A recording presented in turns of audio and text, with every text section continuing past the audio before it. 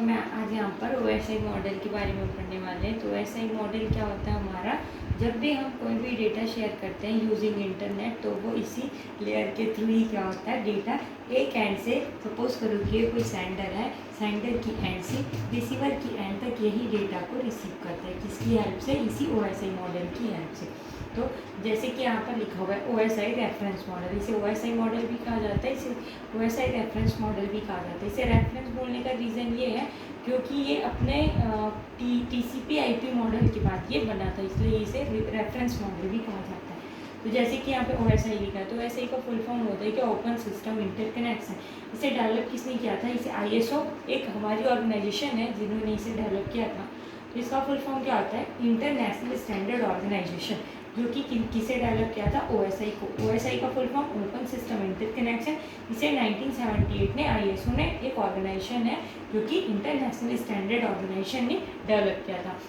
अब यहाँ पर आप देख ही रहे होंगे कि यहाँ पर OSI मॉडल में कितने लेयर हैं। यहाँ पर 7 लेयर्स हैं। जैसे कि फर्स्ट लेयर क्या है आपका? Application layer, second layer presentation layer, third layer है सेशन लेयर, फोर्थ है ट्रांसपोर्ट लेयर, नेक्स्ट है आपका नेटवर्क लेयर, देन आपका सिक्स्थ है डेटा लिंक लेयर, और लास्ट 7th क्या है आपका? Physical layer. जैसे मैंने कहा कि सेंडर के एंड से यह डेटा इन्हीं लेयरों के थ्रू क्या होता है, टॉप से डाउन डायरेक्शन में जाता है, और फिर यह अपोजिट डायरेक्शन में, मतलब रिसीवर के एंड पे क्या होता है, वो फिजिकल लेयर से आपके एप्लीकेशन लेयर तक जाता है। जैसे कि यहाँ पर सबसे फर्स्ट लेयर क्या लिखा हुआ है? Application layer. वहाँ पर मैंने राइट कॉर्नर में इसलिए ही लिखा हुआ है कि यूज़र सपोर्ट लेयर है।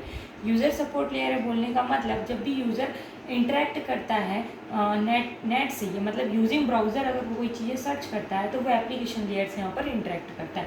तो एप्लीकेशन लेयर को इसलिए यूज़र सपोर्ट लेयर, ये यूज़र को सर्विस प्रोवाइड करने वाला लेयर कहा जाता है।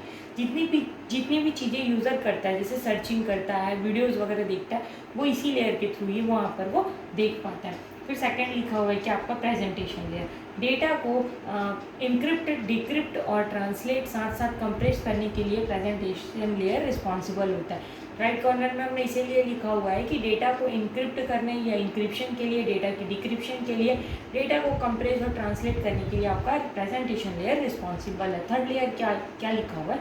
Session layer. सेशन लेयर की मेन रिस्पॉन्सिबिलिटी होती है कि वो सेशन मैनेजमेंट का काम करता है। सेशन मैनेजमेंट करना मतलब, अगर किसी, सपोज करो कि आपने कोई साइट ओपन किया, वहाँ पर लॉगिन किया हुआ है, कुछ टाइम बाद आपको वहाँ पर टाइम आउट का मैसेज आता है, वो इसी लेयर के कारण आता है, क्योंकि यूज़र अगर वहाँ पर कोई वर्क नहीं परफॉर्म कर रहा है तो एक टाइम के बाद उनको क्या कर देना चाहिए? सेशन को टर्मिनेट कर देना चाहिए। तो वो इसी सेशन लेयर के कारण ही क्या होता है, वहाँ पर सेशन मैनेजमेंट का काम होता है। नेक्स्ट लेयर लिखा हुआ है कि आपका ट्रांसपोर्ट लेयर, ये यूज़र को प्रोसेस टू प्रोसेस डेटा की ट्रांसमिशन में हेल्प करता है। प्रोसेस टू प्रोसेस डेटा की ट्रांसमिशन मतलब, अगर कोई यूज़र मेल यूज़ कर रहा है तो उसको सेकंड एंड पे या रिसीवर के एंड पे वो मेल में ही या ईमेल में ही वो मेल उनको दिखाई देगा, और ये फ्लो कंट्रोल में भी हेल्प करता है। नेक्स्ट लेयर क्या लिखा हुआ है आपका? Network layer. Network layer user को एक एंड से या सोर्स से डेस्टिनेशन डेटा की ट्रांसफर में हेल्प करता है। नेक्स्ट लेयर क्या लिखा हुआ है? Data link layer. Network layer में आपका IP एड्रेस वर्क करता है, जबकि आपके डेटा लिंक लेयर में आते साथ हम मैक एड्रेस पर वर्क करने लगते हैं। मैक एड्रेस मतलब मीडिया एक्सेस कंट्रोल, या आपका हार्डवेयर एड्रेस जो होता है उस पर हम वर्क करते हैं। डेटा लिंक लेयर में हम क्या करते हैं? होस्ट टू होस्ट डेटा की ट्रांसमिशन में आपका डेटा लिंक लेयर हेल्प करता है। लास्ट है कि आपका फिजिकल लेयर। फिजिकल लेयर में आपका डेटा सिग्नल्स के फॉर्म में, बोलने का मतलब है सिग्नल मतलब 1 और 0 के फॉर्म में क्या होता है?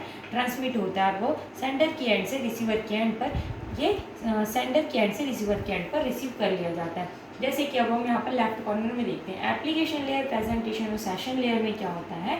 जो हमारा डेटा होता है या जो हमारे द्वारा इन्फॉर्मेशन शेयर की जाती है, वो डेटा या मैसेज के फॉर्म में होता है। लेकिन जब हम ट्रांसपोर्ट लेयर पे आते हैं, ट्रांसपोर्ट लेयर में हमारा डेटा या हमारा जो मैसेज है वो डेटाग्राम के फॉर्म में होता है। जैसे ही नेटवर्क लेयर में आता है कोई भी मैसेज, तो वो पैकेट के फॉर्म में, मतलब जो लार्ज अमाउंट ऑफ डेटा होते हैं उन्हें पैकेट में सेपरेट कर दिया जाता है। उसके बाद जैसे हम डेटा लिंक लेयर में आते हैं तो वो जो पैकेट होता है वो फ्रेम्स में कन्वर्ट हो जाता है। और लास्ट में क्या होता है, मैंने जैसे ही कहा कि फिजिकल लेयर में कोई भी डेटा होता है वो सिग्नल के फॉर्म में जाता है, तो वो क्या होता है आपके डेटा लिंक लेयर में फ्रेम से, वो जब फिजिकल लेयर में जाता है तो 0 और 1 के फॉर्म में, या 1010 जैसे कि हमने डिजिटल में देखा हुआ है कि, तो वो इस फॉर्म में क्या हो जाता है? कन्वर्ट हो जाता है, और वो एक एंड से दूसरे एंड पे पहुंच जाता है। Thank you.